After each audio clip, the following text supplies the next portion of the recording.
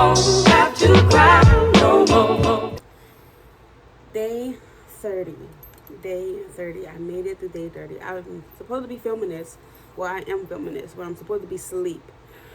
But yesterday, after the entire day, you can tell my voice is like, girl, you did a lot. Yesterday at the event, I came home. I told you I was going to celebrate just a little bit. So I did my favorite thing. I had me a cup of wine. I had some music. And I just danced. Like, I just sang karaoke like I was Beyonce on stage in my bedroom. Ate McDonald's because I didn't want to eat anything else. Well, of course I wanted to eat anything else, but it was getting late. And just went to sleep. And that's how I celebrated. And you know what? It felt good because that's what I like to do. I like to sing karaoke in my bedroom. And that's the way I like to celebrate. But anyway, it's probably also why my voice is like gone. But nonetheless, day 30, I'm very tired. So yay! We made it to day 30. I'm so ecstatic. So much stuff happened yesterday. I was really on my entrepreneur stuff yesterday. I had a business meeting in the morning. In the afternoon, I had to be mystery reader at my son's school. And he was so excited. He was so happy that I came to his school to read his class a book. I don't know what my son be doing in school because everybody was like, does Jordan behave at home? And I'm looking at him like, what did you do? And he's like, look at the class like, seriously? Seriously? And I'm just like, you be terrorizing. You got to be terrorizing for the whole class to be like, does Jordan behave at home? And the little girl was like, why does everybody want to know that? But anyway, that was really nice. I met the little girl that be bullying my son. And I ain't ready for the girls getting smart with the mama stuff. I ain't ready for that. This little girl, because she was sitting close to the Jordan, so I was asking everybody's name, right? She was like, I said, oh, so what is your name? And she goes, I don't talk much. And I looked at her, was like, but you're talking now. Like, so you're the only one that just gave me, a hard answer. So then everybody was like, that's such and such. And I looked at Jordan, I said, oh, now it makes sense. Now it makes sense. But anyway, so I did that. I had to grab my nephew, went to my event. It was so nice. It was really nice. Hearing everybody's story and why they journal, and to see people in a collective in a room holding my book, holding my journal, and just stating like what journaling meant to them and why they chose to come to the event was an honor. It was such an honor. I met some really dope people, heard some really nice stories. I signed people's books. I ain't never signed. Everybody was like, can you sign my book? We want you to sign our books. And I was just like, wait, what, me? Like, I never got that experience, but I'm so glad that I got to experience that because I was just like, okay, like, mind you, they got the original signatures because my John Hancock ain't worth not a damn thing. Because I got to work on that. I definitely have to work on my signature and my handwriting because I was like, I wasn't prepared. But anyway, so that was super nice.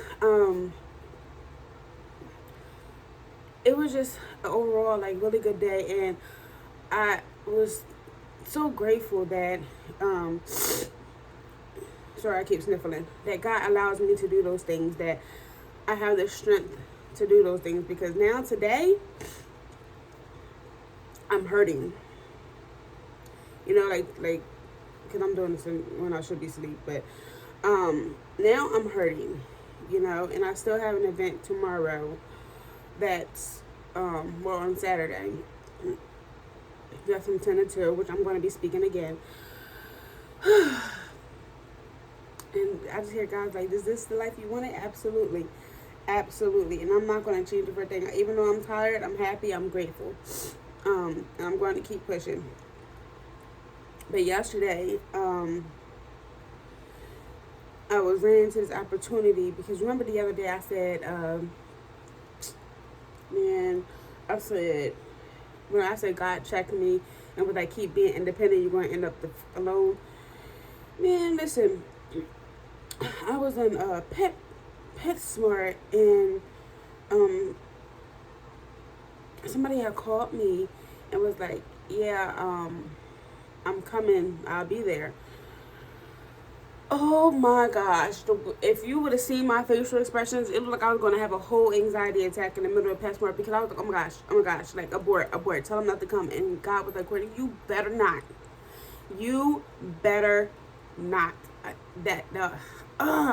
Because as much as I want people to support me, also makes me nervous because people don't support me or don't just do things like that for me. So when it's done for me, it's like abort, no, it's okay, it's too much, and that's my problem.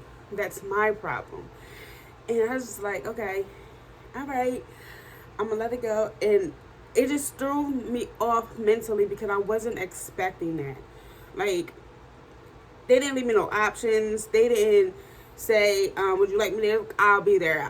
And I know with this person, I ain't arguing with them. I know not to question it.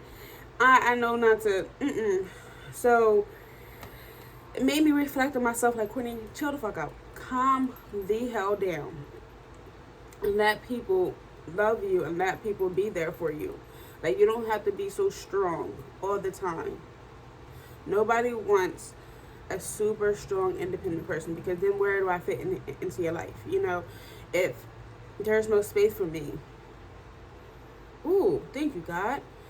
They can't fit into your life because you're not leaving no space. And I never realized that until yesterday. Because I'm so used to like running on girls, like, you know what, don't worry about it. Nope, don't worry about it. Nope, don't worry about it. It's like, okay, so what do you want me to do? If you don't want me to worry about nothing in your life, then what do you want me to do? So I'm so gracious that he came. That probably made me a lot easier and a lot more calmer. Knowing that he was there, because I had the boys, and the boys were so good. The boys are so good. Ugh, I didn't hear a peep out of them. So I really got to enjoy the experience on top of that. So that was a blessing. I told you, God, something bit me. God is really, really working on me. And I'm just going with the flow of things. I told God, I said, let me just take a nap. It was like 9 o'clock. Let me just take a nap. I set my alarm for 3 o'clock in the morning to do this video. And because I was like, I gotta get it done. I gotta stay consistent. I gotta, keep the momentum going. Just because I had a celebratory night does not mean I ain't got work to do. So, I'm making the video. And today, after the event, I get to rest a little bit. And I'll be back on track. But anyway, during the event, I was just so inspired by the women telling their stories and telling why they got into journaling, and they was talking about everything that they wrote down. It's like a history, and it is because now when I open my old journals, it's like, oh my gosh, it's either like I got what I prayed for, or look at how far you have come. And recently, when I was looking back at my journals, everything I pray for is what I'm doing, or I'm working towards what I am doing, and I'm grateful. It's like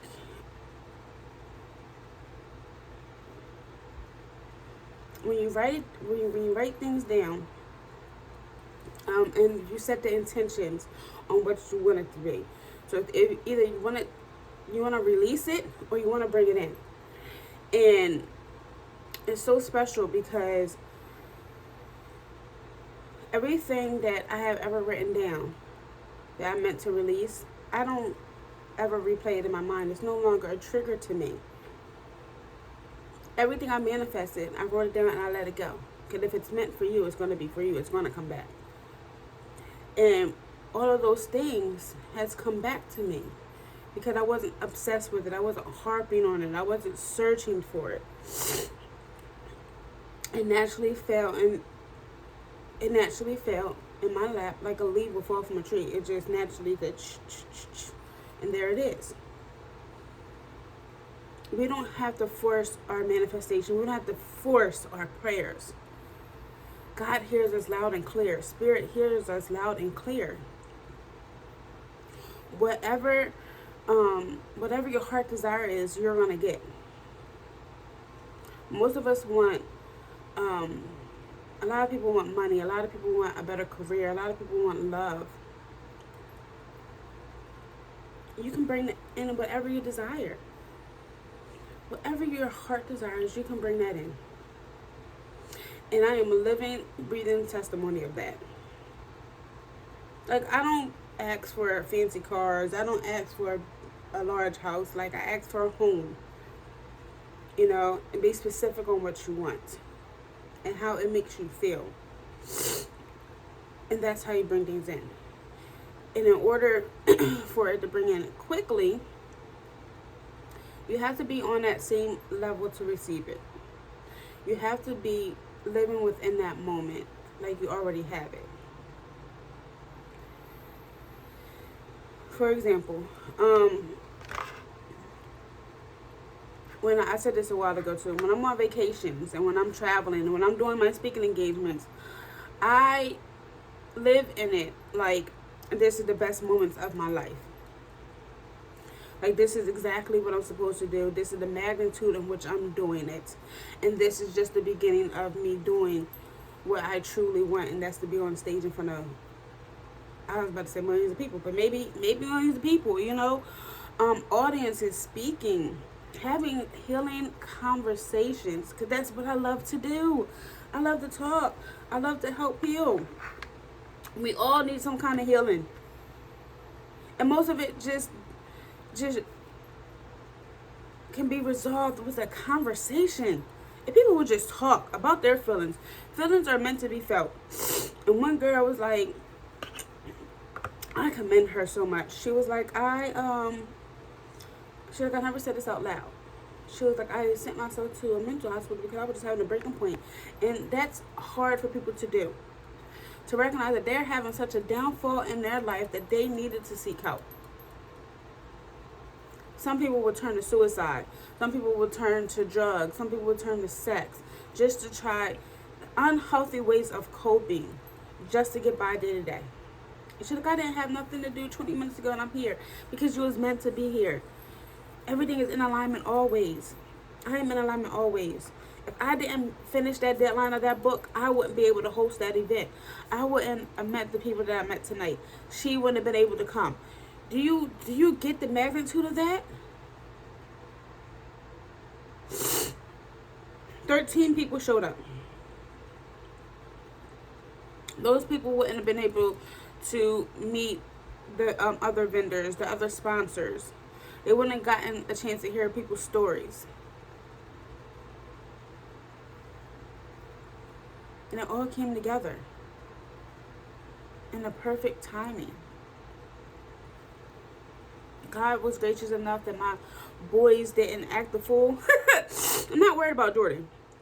Jordan's used to the rodeo. But my nephew, I didn't hear a peep from him, so I was super excited. But yesterday was such a beautiful day. Beautiful events. I did the whole mom thing. I kicked ass yesterday. Oh! And your girl did her mile. I did my mile in 1958. So I told you the other day when I did my mile, without even trying, it was 22. I think it was 22 minutes, 30 seconds, something like that. Yesterday, well, whatever. When I did my mile, it was 1958. I'm just going to round it to 20. So, and that was just me speed walking. So now, once I start to kick up the pace a little bit, I know that I can get it down at least 2 minutes. And I know I'll be on my way to getting this mile in like 10 minutes. I am on my way. But in the midst of that, I did kind of hurt my knee. My knee hurts, but it's all worth it. And while I was running or walking yesterday, I wanted to give up. My leg was burning. I was like, dang, I'm dehydrated, so I definitely had to drink a lot more water. And I could just don't stop, keep the pace, just keep going. It is a mental thing, uh, definitely a mental thing. And I did it. I did all things. I did everything I said I was gonna do yesterday, and I'm super proud. Even though it was a busy day, and I still made time to run my mile, run, jog, walk, whatever. So, day 31 is next. I'll see y'all tomorrow. Have a good night.